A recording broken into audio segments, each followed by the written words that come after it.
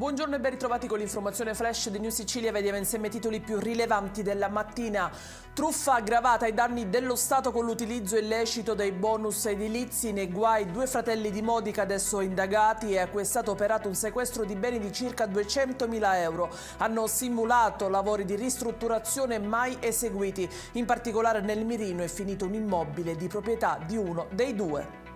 A bordo di uno scooter individuavano persone con borse e oggetti di valore in mano, approfittavano di momenti di distrazione e glieli strappavano, provocando in alcuni casi anche la caduta e lesioni alle vittime. Succedeva a Catania, protagonisti 2 giovani che adesso sono stati arrestati. A Trapani 2 calabresi sono stati arrestati dopo un fermo a un posto di blocco e trovati in possesso di oltre 3 kg di cocaina. I panetti riportavano sopra l'immagine di un peperoncino. A Modica un grave incidente stradale ha causato il ferimento di 4 giovani, uno di loro, un 14enne, è arrivato al trauma center dell'ospedale Cannizzaro di Catania in condizioni disperate. Lo scontro tra 2 mezzi a 2 ruote è avvenuto nella tarda serata di ieri in via Pietro Borrometi.